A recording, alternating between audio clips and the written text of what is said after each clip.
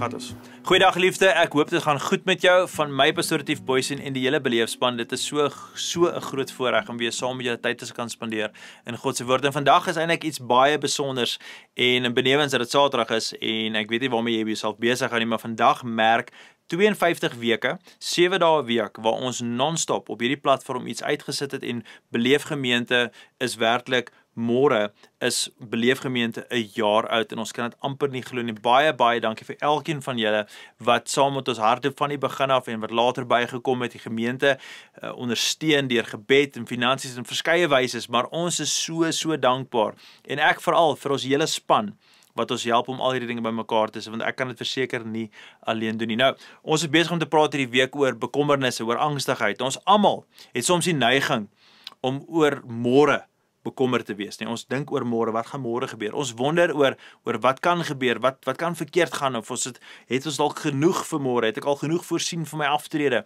Maar Jesus sê vir ons duidelik vir ons, nee, dat ons moenie oor môre bekommerd wees nie. Nou, hoe kan ons hierdie waarheid prakties toepas, prakties uitleef? Waar kom die vrees oor môre nou eintlik vandaan? Nou, ons natuurlike geneigtheid is om vooruit te dink.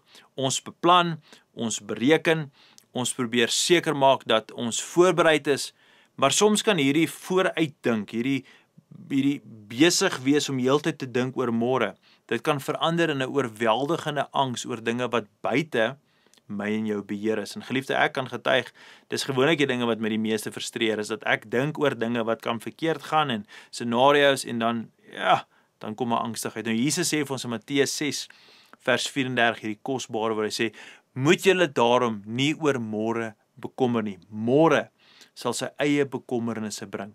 Vandag se moeilikheid is vir een dag heeltemal genoeg. Geliefde, hierdie woorde, dit herinner ons aan die realiteit dat môre nog nie hier is nie. En om daaroor te stres, dit steel eenvoudig die vrede wat ons vandag kan geniet. Daai is belangrik. Deur oor môre bekommerd te wees, steel eintlik maar net die vrede wat ons vandag kan geniet. Angs oor môre kan ons so vasvang dat ons vergeet om in die hede, in die nou te leef. Daarom, Jesus roep ons om die las van die toekoms aan hom oor te gee. Dit beteken nie dat ons nie kan beplan nie, maar dit beteken wel dat ons nie beheer het oor wat môre kom nie, wat môre bring nie. En dis reg so. God roep ons om in hier in die nou te leef met vertroue dat hy môre se uitdagings vir ons sal hanteer. So, ons kan nie môre se probleme beheer nie, maar ons kan vandag se vrede kies. Deur ons oë op Christus te hou, leer ons, ek en jy, ons leer om sy vrede te ervaar, selfs te midde van onsekerheid. So prakties, geliefde, wat kan ek en jy anders doen? Hoe kan ons hierdie waarhede vat? Hoe kan ons Matteus 6, 33 en 34 vat? Hoe kan ons dit deel maak van ons lewens? Nee, sê vandag die volgende, sê, ek gee môre se laste aan God oor. Ek kies om in sy vrede te leef. Dis waar ek wil wandel. Daar kan jy prakties gaan en jy skryf jou 'n lys neer van jou grootste vrese, en ek het gister 'n bietjie ook oor dit gepraat, oor jou finansiële vrese. Wat is dalk die dinge wat jy vrees oor jou toekoms? Skryf dit neer en bid oor elkeen van daardie en vra vir die Here om jou gedagtes in daai areas te kom stil, selfs te kom vernuwe. En dan neem jy tyd, en hierdie is so belangrik, om dankie te sê vir wat jy vandag het. Leer om dankie te sê vir wat jy vandag het. Geliefde, wanneer ek en jy fokus op die seëninge van die oomblikke eerder as op die uitdagings van môre, dan loop dinge vir ons beter. Ons lewe in 'n plek van dankbaarheid, ons lewe dan daar in 'n plek van vreugde en vrede.